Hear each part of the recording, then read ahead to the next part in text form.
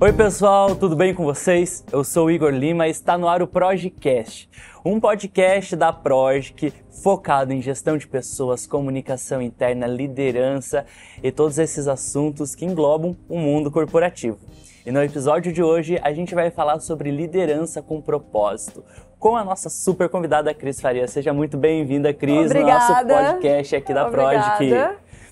Cris, Concar 2022, essa temporada especial de podcast que nós estamos gravando aqui, diretamente do maior congresso sobre gestão de pessoas do sul do país. E você tem um painel, participou de um painel aqui no Concar falando sobre liderança de propósito. E aí, quando a gente traz esse assunto para dentro do ambiente corporativo, a gente vê que houve uma mudança muito significativa no comportamento do líder, porque antes ele nem era chamado de líder, ele era chamado de chefe, né?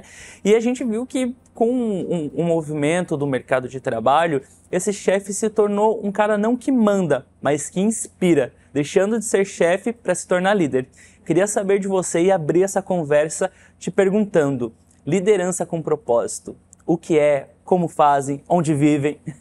Se come? Se Não come. Vamos lá, primeiro é liderança de propósito. Por que de propósito e não com propósito? Quando tu esbarra em alguém na rua, tu esbarra em alguém e fala assim, ops, não foi de propósito. Ops, foi sem querer, não foi com intenção. E quando a gente traz isso para a vida e para a liderança, e a gente precisa falar de propósito, é ter a intenção de. Tem muito líder que ele tropeça no caminho e ele cai na cadeira da liderança. E aí as pessoas, quando são convidadas e não convocadas, se convoca para a guerra e se convida para assumir alguma posição. É uma escolha. E aí a pessoa, quando vai, muitas vezes por uma convenção social, ela acredita que para ter sucesso na carreira, ela precisa ascender na hierarquia. E ascender na hierarquia, assumir em algum momento a cadeira de liderança. E a liderança, ela traz algumas dimensões junto com ela. Além da dimensão da própria cadeira, que é de gerenciar processo, indicador e etc., a gente tem também a parte da liderança em si, que é o de influenciar pessoas. E quando a gente fala liderança de propósito, é o ser líder com a intenção de ser. Então ele é porque ele quer, porque ele trilhou um caminho para chegar até ali, não simplesmente ele tropeçou. E nos níveis da liderança, o primeiro deles já que é da posição, da cadeira, essa posição qualquer um pode assumir. Basta ser um bom operacional. E aí a pessoa já vai ser convidada a assumir uma cadeira de liderança em algum momento. Mas ela quer isso? É com a intenção? Ela está fazendo isso de propósito ou ela está fazendo isso simplesmente porque tropeçou? E o liderança de propósito trouxe muito isso, essa visão do fazer e exercer a liderança com a intenção de exercer, com os seus riscos, com as suas pressões, com as suas decisões, com aquilo tudo que a cadeira da liderança traz, com toda a intenção de ser rituais de liderança, rituais de gestão, tem ferramenta para isso, então tem todos os indicadores também que falam e ajudam essa pessoa nessa posição. Então, fazer isso com intenção é de verdade fazer de propósito, com a intenção de ser líder. Muito bom. E eu acho que traz um gancho muito importante também, de quando a gente fala de propósito, é também entender qual é o propósito de se tornar líder é o caminho final, mas é importante também reconhecer todo o caminho para chegar até esse propósito, né? Porque muitas pessoas acontece de, não, eu quero ser líder pelo poder que ele traz, pela autonomia que ele traz, pela voz ecoada dentro da empresa, quando na verdade isso é um resultado de uma liderança de propósito, né? Para quem está almejando aí esse status de líder e não necessariamente esse status ele vem ali com a carteira assinada e com o escrito líder, mas você pode ser líder do seu próprio destino, da sua própria história, em vários momentos da sua vida. Mas o que é preciso um bom líder de propósito ele estar atento? Quais são os passos básicos assim para se tornar de fato um verdadeiro líder? Primeiro, clareza. A chave de tudo na vida, não só na liderança, mas na vida, inclusive, é ter clareza. Clareza daquilo que se quer. A pessoa quer ser líder ou simplesmente ela tropeçou ali?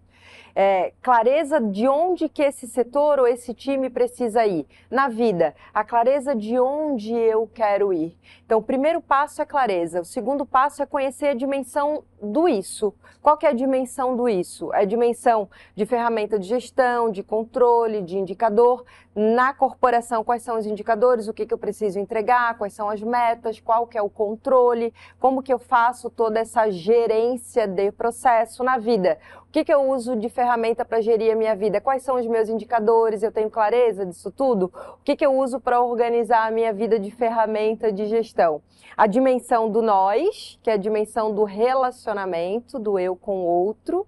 Como que eu me relaciono com as pessoas e aí dentro do mundo corporativo? Clima organizacional, engajamento, trabalho em equipe, como que eu crio esse ambiente psicologicamente seguro. Então, trazer todas essas ferramentas de liderança, de relacionamento. E na vida, como que eu me relaciono com as pessoas? Como que eu trago as pessoas engajadas para aquilo que eu quero para a minha vida? Como que eu trago esses relacionamentos saudáveis, que tem tudo a ver com felicidade? Como que eu cultivo esses relacionamentos? E talvez a dimensão mais importante que poucas pessoas se dão conta, e a gente faz isso quando a gente faz de propósito, é a dimensão do eu. Valores, crenças, autoconhecimento. Quando eu olho para dentro, quando eu me conecto comigo, eu me conecto com o mundo e com as pessoas. E aí eu consigo fazer a junção disso tudo. Então, quais ferramentas que eu utilizo também para olhar para a minha dimensão do eu, para aquilo que eu quero? Está de acordo com o ambiente que eu estou inserido? Na vida, aquilo que eu quero, está de acordo com a pessoa que está do meu lado? Está de acordo com a minha família? Pensa que na vida a gente já veio pensado. Nem tu escolheu o teu nome, nem eu. Alguém já escolheu o nosso nome pela gente. Alguém já idealizou uma vida pra gente. Alguém já escolheu a nossa carreira, a faculdade que a gente ia fazer. Alguém já idealizou aquilo que a gente queria pra nossa vida. E quanto antes a gente toma as rédeas, e muitas vezes para isso é preciso coragem, que é a coragem de decepcionar quem a gente ama. Porque são essas pessoas que idealizaram a nossa vida. E quanto antes a gente tem a clareza daquilo que a gente quer e o caminho que a gente quer seguir, melhor. A gente faz isso com protagonismo e com autonomia. E isso traz toda a intenção, que é o de propósito, o viver a vida de propósito com a intenção. O viver uma liderança de propósito com a intenção. Quando a gente consegue juntar isso tudo, mais rápido a gente chega onde a gente quer, porque daí existem caminhos e ferramentas. Na vida, método e ferramenta, né? E tu saber utilizar cada uma, assim como para cozinhar, saber qual que é a faca que tu usa para cada coisa, onde que tu usa a faca, onde que tu usa garfo, onde que tu tem que usar a panela, onde que tu tem que usar a frigideira. Na organização, onde que tu tem que usar a ferramenta de gestão, onde que tu tem que usar a ferramenta de liderança. Na vida, como que tu usa as ferramentas de feedback na tua vida para fazer bons relacionamentos. Isso tudo tem tudo a ver. Sensacional, muito bom. E para a gente caminhar aí para o final do nosso bate-papo... Sim, porque se deixar eu fico aqui até meio-dia. E aí, gente, esse episódio aqui vira uma série, aí a gente vai ter que dividir em capítulo, temporada... Mas, Cris, olha só, você falou um ponto que me chamou muito a atenção, que é gerar sua conexão com o seu eu. Primeiro, para você conseguir fazer as coisas de propósito, né? Para você conseguir se entender e saber onde você quer chegar, assumir as rédeas da sua vida.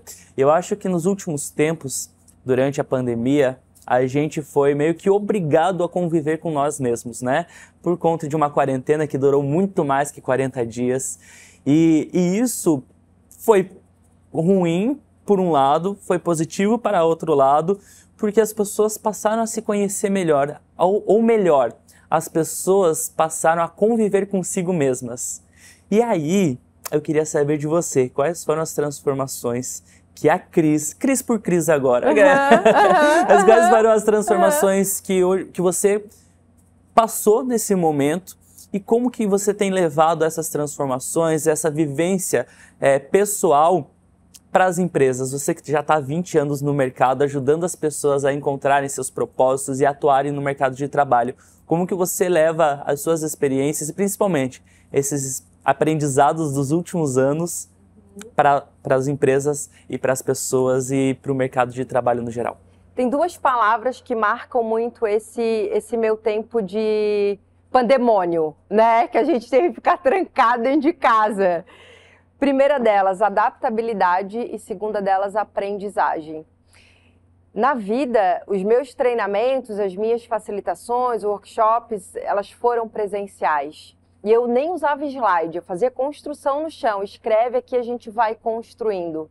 Quando a gente teve que ir para casa, o presencial virou online. Eu nem sabia mexer direito no Zoom, nem sabia direito o que era Zoom. Então, a adaptabilidade de saber que tem jeito de fazer online, no início traz todas aquelas fases do luto, da transformação, da aceitação, negação, primeiro não quer, negocia, calma, vai passar. Cara, não tem novo normal, já é, a gente já está vivendo isso. Então, a aceitação de que agora vai ser diferente, beleza. O que eu preciso fazer para me adaptar? Tive que ir para o YouTube para poder ver, como fala, aqueles vídeos que ensina a fazer coisa, tutoriais. Tutorial de Zoom, tutorial de como fazer isso, de como fazer aquilo. Fui procurando referência de gente que já estava no online, porque já tinha gente no online há muito tempo. E eu sou muito italiana, né? Tipo, mexo o braço, não sei o quê. E quando eu fui pro online, cara, se tu se mexe muito, tu sai do quadro, tu sai da tela. Então, tu sai disso tudo. E foi toda uma adaptabilidade. A primeira live que eu fiz foi horrível. Porque eu deixei coisa cair, eu saí de dentro do quadro, eu fui lá depois, eu falei, gente, que horroroso. Beleza, o que eu preciso fazer para melhorar? Estar aberto à aprendizagem, eu acho que é o segredo da vida, né? A gente tivemos pessoas que falaram incrivelmente sobre aprendizagem, o estar aberto, mas a gente só sabe de fato se a gente está aberto mesmo quando a gente se coloca sob pressão e na situação. Porque até então a gente não sabe direito. Teve gente que falou que com a pandemia, por exemplo, ficou mais ansioso, ficou mais, sei lá o quê, ficou mais alguma coisa. Não é que ela ficou mais, ela já era. É que agora ela está numa situação de pressão, agora ela teve que colocar isso à prova. Será que eu sou uma pessoa adaptável mesmo? Será que eu sou uma pessoa resiliente mesmo? Será que eu tenho antifragilidade mesmo? Isso a gente conseguiu ver na realidade, sentindo na pele se eu era de verdade ou não. E a pandemia trouxe isso para muita gente. Teve muita gente que se deu conta de que não se conhecia. E aí teve que lidar muitas vezes com uma pessoa que ela não gostava. E aí deu tilt na cabeça de muita gente. Ok, mas o que a gente vai fazer com isso daqui para frente? Excelente. Eu adorei o mesmo, que sotaque gostoso. Cris, obrigado por participar aí desse episódio, também, trazendo um pouquinho do seu conhecimento. E se fosse para definir o Concar em uma palavra? Conexão.